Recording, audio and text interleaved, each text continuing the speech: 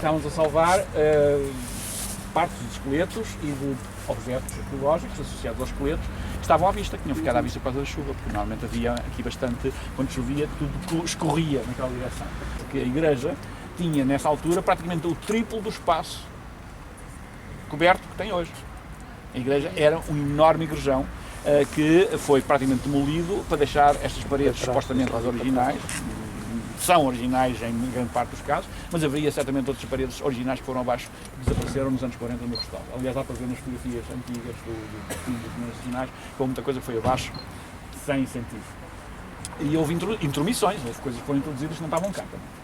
Portanto, este edifício não corresponde ao edifício do século XIV, porque o edifício do século XIII, princípio XIV, há um edifício praticamente igual a este, a fachada praticamente igual a esta, sabem onde? Em Loulé. Só que pertenceu a um convento franciscano. Rigorosamente, inclusive com o pentalfa na fachada, no porto, rigorosamente igual. Bem, e portanto, este edifício é um edifício que veio substituir outro pré-existente, que por sua vez já teria substituído outro ou outros pré-existentes, porque sabemos que os templários, tanto quanto consta por tradição, os templários vieram reutilizar um espaço sagrado ou consagrado anterior do período visigótico. Há uma característica nesta igreja que é invulgar, mas que aqui em Tomar não é invulgar. Há uma ideia, isso está nos livros e as pessoas dizem isso de boca para fora sem pensar sequer e sem conhecer a estrutura. As pessoas dizem que os templários entravam a cavalo na charola. Impossibilidade absoluta. Sabem porquê? Porque para entrar na charola descia-se uma escada em caracol dentro da parede exterior. Uma escada que tinha 3 pisos, tinha três patamares. E tem, vocês veem na fotografia que eu publiquei, tem 60 centímetros de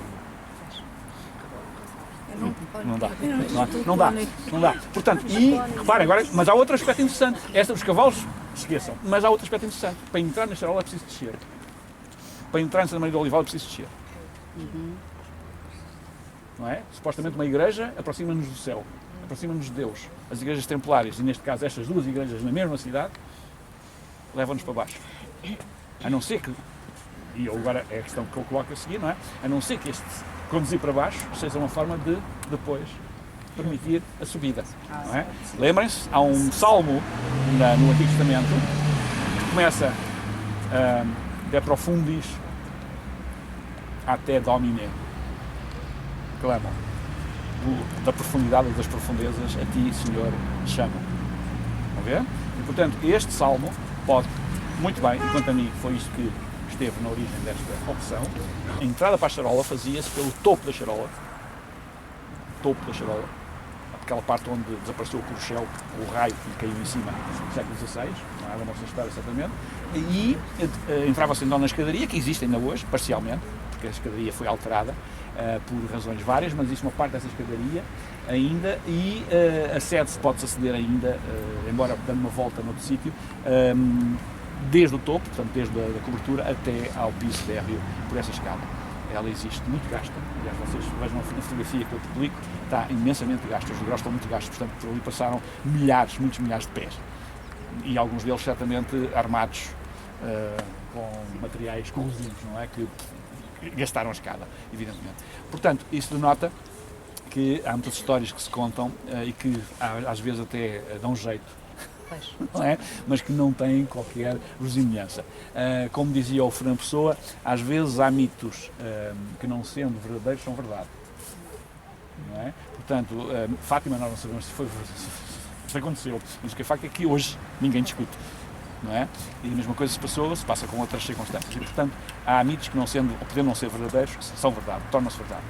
E, portanto, o caso dos cavalos na charola é uma dessas situações, não é um mito no termo, mas é uma história que acabou por tornar-se verdadeira, quando na realidade não tem qualquer tipo de sustentação. Aquela porta, a antiga porta, que fica junto, é uma janela hoje em dia, fica junto da portaria atual, da capela da sacristia velha, da capela de São Jorge. Essa porta foi aberta pelo Infante Henrique e depois foi fechada no século XVI, quando se abriu a porta sul do castelo. Mas só nessa altura é que é possível a entrada de cavalos na charola, na altura. Se alguma vez terão entrado. Por exemplo, outra das coisas que se diz à boca cheia aqui em Tomar é que há túneis.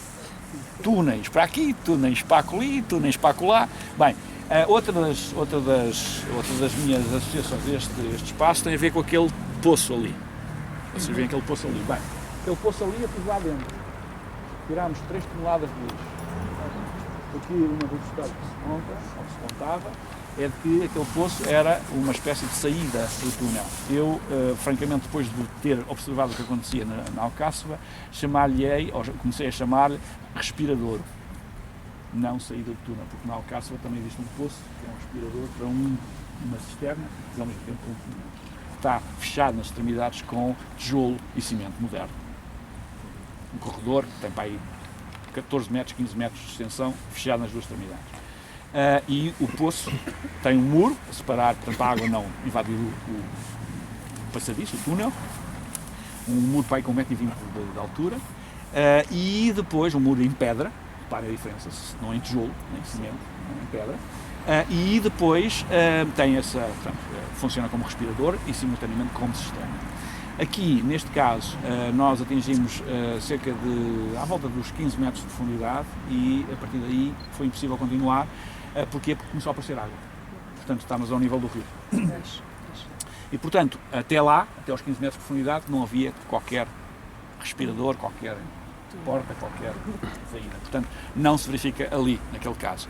Já o mesmo não se pode dizer num túnel que foi descoberto recentemente, quando se fez esta obra aqui, não é? Quando se tornou este espaço completamente, improvisou este espaço com betão. Porque isto está, por baixo disto puseram betão. Há fotografias com o betão por baixo do atual empedrado.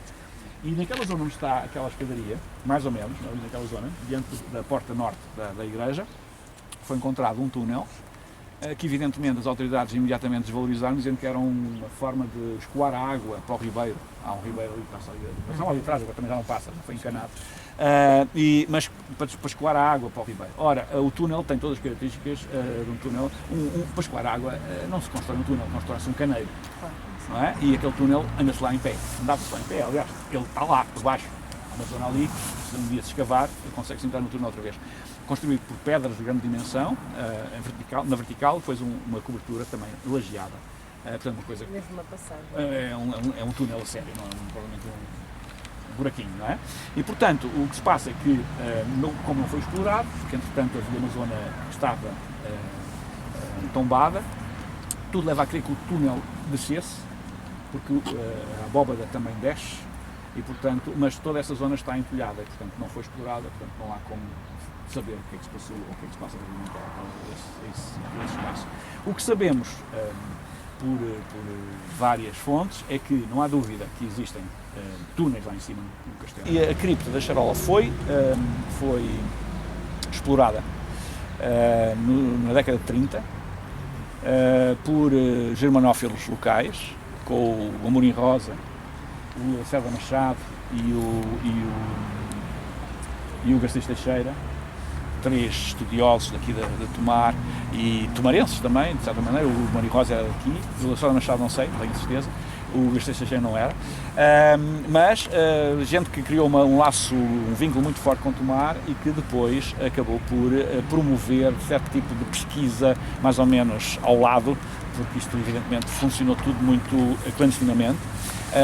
Dá para perceber, se vocês forem consultar os jornais locais da época, que a Legião Portuguesa saía em exercícios militares de pá e picareta, o que evidentemente não sei como é que as pás e as picaretas andavam e disparavam, mas a facto é que saíam em exercícios militares frequentemente.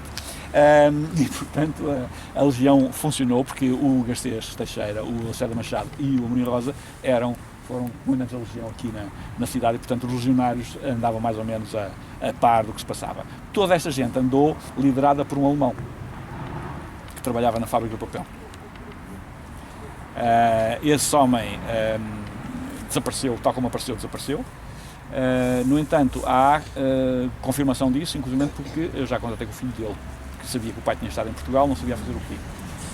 mas, aliás, eu faço referência nisso no livro, ou na introdução, porque essa pista foi-me dada pelo Conde Tomar, que uma noite de inverno chuvosa combinou comigo um encontro aqui no Santa Iria, veio buscar-me ao Santa Iria, metimos no carro dele e fomos parar junto do que era a polícia aqui, não é? do posto da polícia, e íamos parados ali horas a falar dentro do carro. Foi esse senhor que me deu essas informações, porque tinham trabalhado para ele alguns dos indivíduos que tinham andado a fazer a abertura para a cripta, porque foi preciso furar chão, não é? E portanto, um desses indivíduos, essa gente era toda de fora de Tomar, eram contratados para não haver histórias dentro da cidade, eram contratados fora, e de 15 em 15 dias eram substituídos por outros, portanto não havia ninguém que conseguisse contar a história toda, não é? Acontece que um desses indivíduos, o indivíduo que pertenceu ao grupo que realmente atingiu a cripta, tinha tido uma paixoneta por uma tomarense, não é? E depois de ter sido despedido, voltou a tomar por causa da paixoneta. E, portanto, o Conde Tomar deu-lhe emprego e foi por essa via que ele soube da história. Porque ele disse exatamente, eu estou a vender como comprei, não é? Portanto, ao abrir o buraco, ao desmoronar a última parte, e chegar à cripta, entraram 3 indivíduos na cripta, entre os quais esse indivíduo, e fugiram espavoridos, porque, segundo eles, havia arcas e estátuas com lanças. Estas obras acabaram por depois dar origem à necessidade de criar esse reforço de charola e construir a escada de betão que parte da capela de Nossa Senhora dos Anjos. Não sei se vocês sabem, estão a ver a porta antiga, a porta que o infante abriu, a primeira capela, quando estamos voltados para a porta, no interior da charola, a primeira capela que existe do lado direito, do nosso lado direito, é a capela de Nossa Senhora dos Anjos. E foi nessa capela que se construiu a escada em betão, foi nessa capela, a partir dessa capela, que se chegou à cripta. Sabemos, no entanto, e isso é uma história que para futuro desenvolvimento, com futuros desenvolvimentos, que dentro do cemitério, na altura em que se fizeram obras aqui, fizeram-se também sondagens no cemitério e descobriram-se restos de construções sobre o cemitério. Aquilo que consta que aconteceu é que algumas das pedras com inscrições ou trabalhadas encontradas aqui foram colocadas naquele buraco. Agora, resta saber onde era o buraco. Esse é o problema. Fala-se disso, mas não se diz onde é exatamente o sítio. Portanto, essa informação é dada no artigo do Amorim Rosa.